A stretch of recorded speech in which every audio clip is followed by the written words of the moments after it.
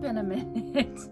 I'm pretty sure that my last video that I uploaded was the market that I did in December, so near Christmas time. Well, before Christmas. So yeah, it's been a little while, and I'm not gonna lie, I kind of completely lost my crojo after that market. Not that I didn't want to crochet, but a couple of things happened. I tried to do a video about the Big Twist Posh yarn. I somehow managed to delete all of that footage. I was having storage issues on all of my devices at the exact same time. So anyway, doing the videos and documenting the crochet became not as important. So I decided recently that I was going to jump back in and just talk a little bit about what I have done this year, which, considering it is now July, is not very impressive. However, there is also a reason for that. Not just the fact that I kind of lost my momentum and my inspiration, but let's just get into it. First off, I just wanted to say that I really did enjoy the market. I think the biggest issue for me was just being so cold. So if I were to do that again, I would want to invest in some type of heater that I could use in that space, because that was just pretty miserable, and I do not do well being cold. Overall though, it was a good experience. I enjoyed taking the kids. They seemed to really enjoy it on the days that they went. It was a 3-day market. The first day was okay-ish, not super busy. The second day was very, very busy. That was the day that we probably did the best. And the third day I sold exactly one item. so there really is something to be said for those Sundays in market world. I'm not going to go through everything because it's just way too long ago to make it worthwhile, but I will just say I sold out of my itty bitty kitties. I also learned a few things, the main one being that people want plushies, not necessarily handmade like beanies or anything, at least in the market that I was at. The plushies did really well. The little mini octos did fantastic. The mushy pops, those, I may have sold out of those as well. I actually may have one left. I don't remember now. It's been too long. But the everybody wanted plushies, and I think I sold like maybe one beanie, and I don't know if I sold a headband. So that was a learning curve for me. So anyway, I'll be tweaking a little bit of that if I decide to go forward and do any more markets, which I am looking into. So we'll see what happens with that. But anyway, you know, life goes on. I do this on the side. I crochet for my own mental health, basically. I enjoy doing it, and just for the fun of it. So the markets are, you know, just a bonus type of a thing for me. I didn't sell any blankets either, which is not a big surprise. So what have I made since then? Well, let's see. I believe I made this blanket since the market. You can check that video and see if I'm wrong, but this was a pattern by Daisy Farm Crafts, and it uses the what does it use? It uses the Forever Fleece. That's it, the Forever Fleece, and it works up pretty quickly. It's just a very simple, it ends up being almost a perfect square, but I played yarn chicken with the white, I think.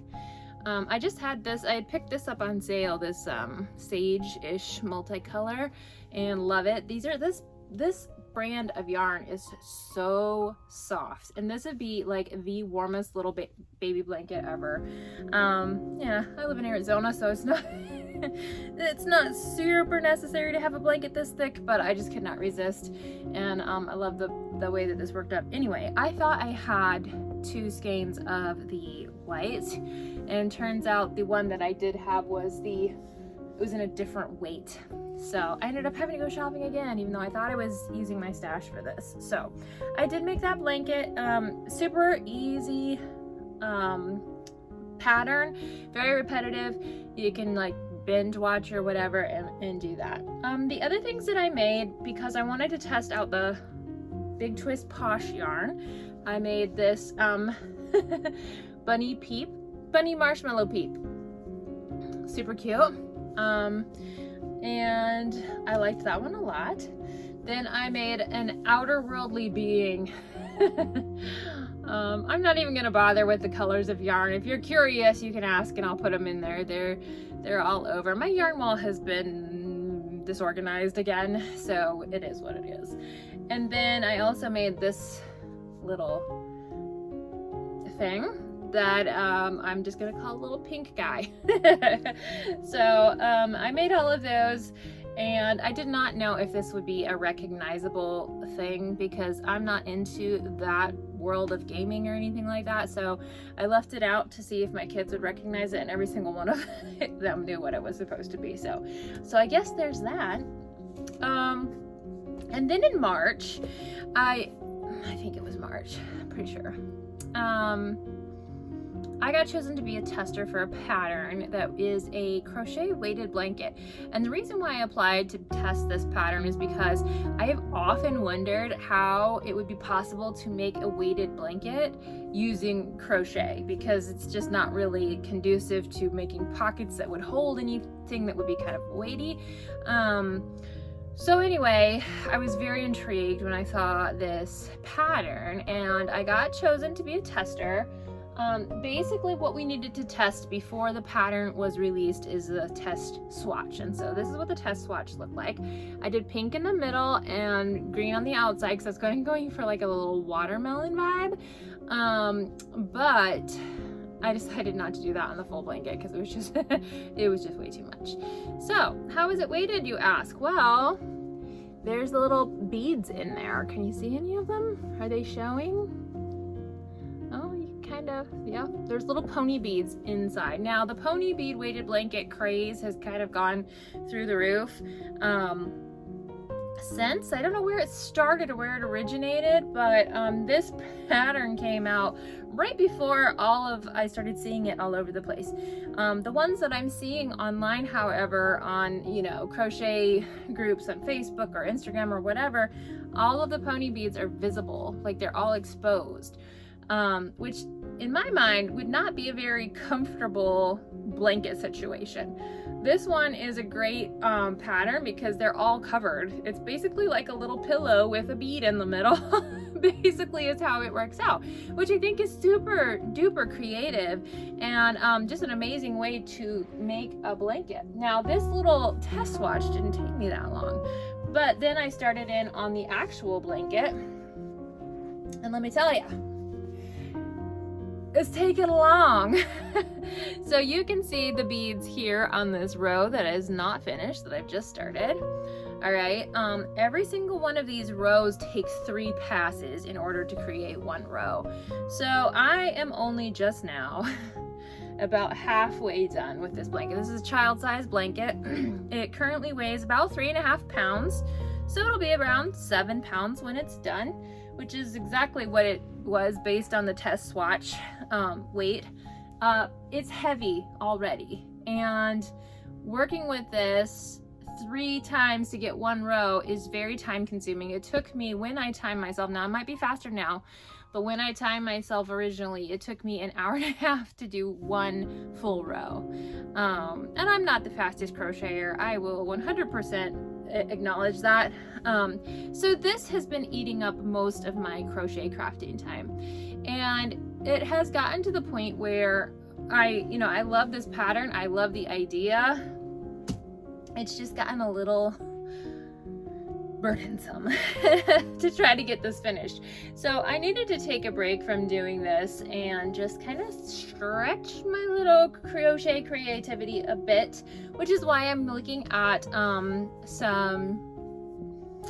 some possible markets for the fall, just to do something different. Plus I have plenty of leftover inventory that did not sell at the previous market. Now I have not done a market since that Christmas one, not because I don't want to, but life and time and all of that other stuff. So Anyway, I decided I was going to take a little break from this blanket. I'm actually still working on it, but I also wanted to do something else as well. So I'm not working on this exclusively. I'm trying out a few other patterns that I wanted to test. One of them being this little cupcake cutie. And it goes from cupcake to princess. Isn't she cute? This one was for my daughter. So I've actually made 5 of these now, because I made one for each of my girls, and then their 2 little best friends who live on our street as well. But I just love this concept. I feel like there was a some kind of toy back in my day that was reminiscent of this one. And you know, the combinations are just endless. Like, one of my daughters wanted the brown to be on the bottom and a mint on top for like a mint chocolate cupcake. And I did one with a bright green, pistachio-ish color on the bottom and white frosting on top. So it was just a lot of fun. This has been something that I've been working on recently, and just today I made this guy right here. My very first little whale. Look at that tail. And it was a little prototype because I wanted to test out this pattern. By the way, I need to remember who created this. I feel like this was I don't remember, but I will link in the description who this is. A free pattern, by the way, and I feel like she has a bigger one as well. This is just like the mini version of it, but I will link that pattern, and then I will link this one as well, this little whale. So this was just done in again, I used the same Forever Fleece, but the baby one, the baby weight on this, so the Forever Fleece finer. And then I don't know what this yarn was. Hang on. Yes, I do. It is wool. Oh, 100% wool. Okay, I thought so based on how it felt. This one is called Buttercream Luxcraft Roving, so that would explain why it felt a little bit weird. So this is a strange kind of yarn. Anyway, it's a 5 weight, so that's what I used for this guy. But I wanted to see if I could learn the pattern first, and then I'm going to use it with the jumbo yarn that I have. So it's like this gigantic stuff, and see if I can make a big whale with a little whale pattern. I don't even know if that makes sense, but it kind of makes sense in my brain. So that's what I was doing with that. But I kind of like the way this guy turned out, and I really like the color of this outside one. It is wool though, so I'm gonna have to remember that. Some people are allergic. So anyway, that's it. That is absolutely everything that I have crocheted in 2024, which seems a little pathetic at this point, but you know, that's just the the way it goes when you get bogged down in a big project. And I'm really still very glad I got to participate in this project. I don't know that I will make another blanket with this exact same setup. I love the concept. What I would like it to be is less plasticky. I'm not a huge fan of plastic. And I will use acrylic yarn when necessary, and that's what I'm using. I've got acrylic yarn, and then it's a softer yarn. It's a softer acrylic. I'm using the Big Twist Value Pound, and it's not difficult for my fingers, okay? Like some of those yarns, I just hardly touch them anymore. But it would be very expensive to make this blanket with anything else, any natural fibers or anything else. But I do have a thought in my head to make a larger one at some point in the future, because I'm going to be done with this pattern for a long time once I finish this blanket, but using a different type of yarn and also a wooden pony bead. The problem is finding one that would fit in the crochet hook. So that has been my takeaways from that. I'm just not a huge fan of plastic. I don't know how I feel about it entirely, but the less plastic we have, the better, probably. So for now, it's what it is for this project, and I'm gonna finish it and wrap it up, and see what the end result is. But I think it's an amazing pattern.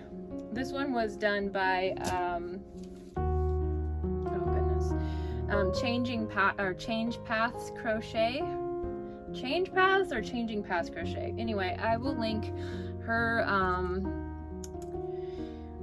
Instagram or something in the description as well, because this is a paid pattern and it is available, because all we needed to do is get the swatch done in order for it to get out as a pattern. So it is available to purchase if this looks like something that you'd be interested in doing. I love the concept of weighted blankets, and I've for years wanted to be able to make one somehow with crochet, so I'm very excited about this blanket, even if it's taking forever. So anyway, I have some plans for things that I want to do in the future, specifically for videos like this. I want to do some free pattern reviews. Not that that's like anything new out there on YouTube or anything like that, but I want to make certain patterns that are available for free, and then if I can explain them online and somebody sees that so they can know if they want to make it or not, that's fine too.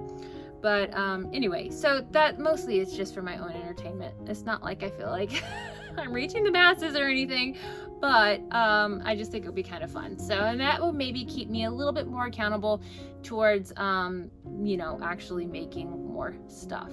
I do have a couple of ideas that I want to do for my next market, whenever that is. So stay tuned for that, because there's a couple of things that I want to do as modifications in a way to patterns that I already have or that I've already made. So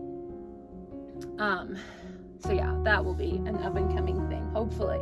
But anyway, if you made it this far, thanks for sticking around, and hopefully I will be back to posting a little bit more frequently. I'm not going to pigeonhole myself into anything because I have no idea what I can actually accomplish, but I just felt like getting something out there would be a step in the right direction. So again, check the description box for any of these patterns. I will link all of those below. I believe I can do that, right? I can put links in the description box. I think I can. Anyway, I'll figure it out. But you guys have a great rest of your day, whatever you're doing, and if you have any questions, just pop them in the comments. Bye.